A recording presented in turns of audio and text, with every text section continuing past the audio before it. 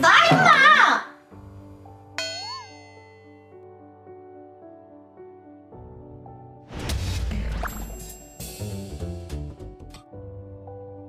Film diawali dengan memperlihatkan sebuah keluarga yang sedang sarapan bersama di pagi hari.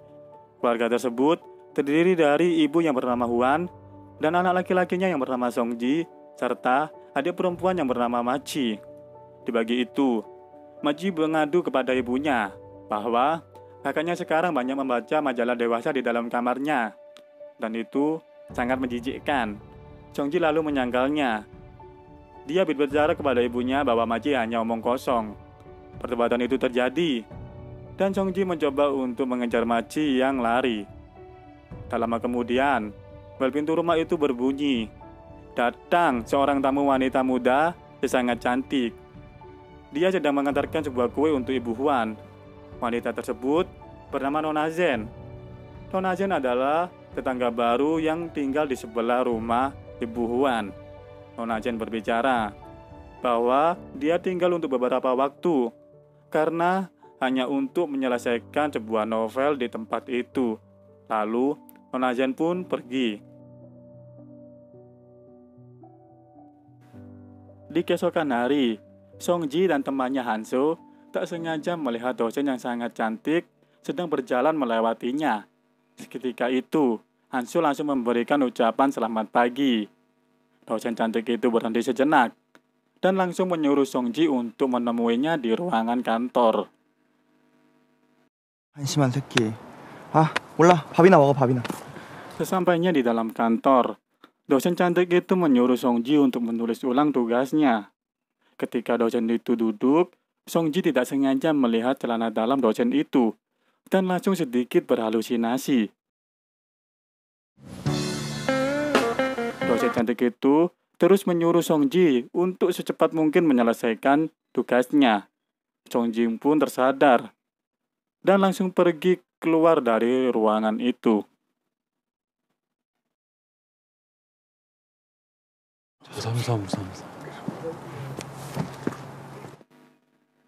Ketika di halaman kampus, Hanso mengajak Songji untuk pulang bersama. Ketika mau berjalan, tiba-tiba ada seorang perempuan yang mengasih Songji sebuah surat. Songji lalu menerimanya dan bergegas berjalan pulang. Sesampainya di rumah, Songji yang saat itu berada di kamar, dia disuruh ibunya untuk turun dan mengantarkan buah kepada tamunya. Ketika Songji mengantar buah, ternyata tamunya adalah Nona Zen, tetangga baru. Karena Nona Zen ini tertidur dan roknya sedikit terbuka, Nona Zen tiba-tiba terbangun dan Songji pun terkaget sampai menjatuhkan buahnya. Nona Zen ini lalu membantu Songji untuk memungut buah yang terjatuh. Dan ketika berdiri, Nona Zen berbicara kepada Songji, kenapa resletingnya terbuka. Dan seketika itu Songji pergi sambil menahan malu. Ketika malam hari, Songji mendapatkan sebuah pesan WA dari Nona Zen yang memintanya untuk membetulkan keran air. Di sana, karena Songji ini kebanyakan melamun, tiba-tiba jarinya terjepit dan itu berdarah. Nona Zen lalu mengobati lukanya di ruang tamu. Ketika Songji berpamitan pulang, tiba-tiba Nona Zen ini mencubit pipi Songji dan memeluk sambil berkata, "Kau ini sangatlah lucu." Di malam berikutnya, dosen cantik itu menraktir semua muridnya untuk makan dan minum soju karena muridnya tersebut telah menyelesaikan tugasnya dengan baik. Ketika acara selesai, dosen cantik itu mabuk berat dan hampir terjatuh. Untung si Soji datang untuk membantunya. Soji pun juga mengantarkan dosen cantik itu untuk pulang ke rumahnya. 지금까지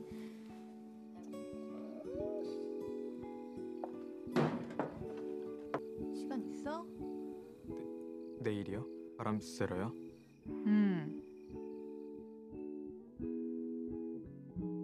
Di keesokan pagi, Songji dan Nona Zen pergi ke sebuah pinggiran danau. Di sana, mereka meminum anggur, makan, dan saling mengobrol. Di tengah-tengah obrolan, Nona Zen mengajarkan Song Ji untuk melakukan mantap-mantap dengan baik dan benar. Nona Zen lalu mengatakan, jangan pakai emosi untuk melakukan sebuah hubungan, tapi pakailah hati dan perasaan. 난 빼고 Tiba saatnya untuk praktek. Nona Zen melakukan itu di kamar Song Ji. Song Ji disuruh untuk merangsangnya, tapi di sini Song Ji tidak tahu caranya. Tak lama kemudian, ibu Song Ji datang dari pasar. Dia langsung menuju ke kamar Song Ji. Seketika itu, Nona Zen langsung bersembunyi di selimut Song Ji. Dan setelah ibu Song Ji itu pergi, Nona Zen lalu berpamitan untuk pulang. Dan mereka tak jadi melakukan apa-apa. Hari demi hari, Song Ji semakin tahu cara untuk memuaskan saat mantap-mantap. Song Ji dan Nona Zen sekarang juga semakin dekat. Ketika di suatu malam, saat Song Ji masuk seperti biasa ke rumah Nona Zen, tiba-tiba di sana ada seorang pria. Nona Zen lalu memperkenalkan kepada Song Ji bahwa itu adalah pacarnya. Mereka bertiga pun akhirnya mengobrol dan minum bersama. Karena baru pukul 8 dan minumannya sudah habis, pacar Nona Zen berpamitan pergi sebentar untuk membeli minuman. Ketika di rumah itu hanya ada mereka berdua, Song Ji pun mendekati Nona Zen dan melakukan mantap-mantap untuk terakhir kalinya. Ketika selesai, Song Ji pergi meninggalkan rumah itu dan dia berpapasan dengan pacar Nona Zen. Song Ji mengatakan bahwa dia harus pulang karena ibunya sudah mencarinya. Lalu Song Ji pun berpamitan pulang.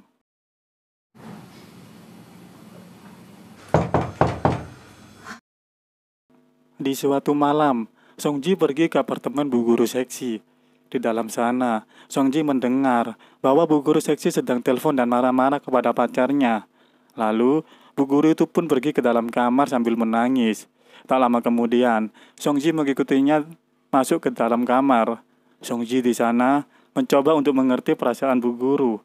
Dan tak lama kemudian, mereka berdua melakukan mantap-mantap. Bu Guru Seksi itu pun puas, karena Song Ji ini bisa tahan lama dan memuaskannya. Setelah mantap-mantap, Bu Guru Seksi itu meminta kepada Song Ji agar tidak menceritakan semua ini. Namun, di sana Song Ji malah songong. Dia berkata bahwa Bu Guru Seksi ini tak lebih dari seorang wanita pemuas. Bu Guru Seksi itu pun marah dan menampar pipi Song Ji dengan keras.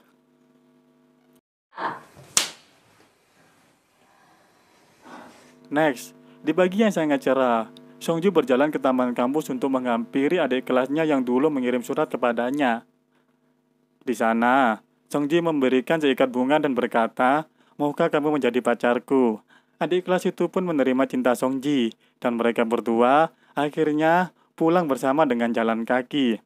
Song Ji membawa pacarnya itu ke rumah. Di dalam kamar, mereka berdua mulai mengobrol.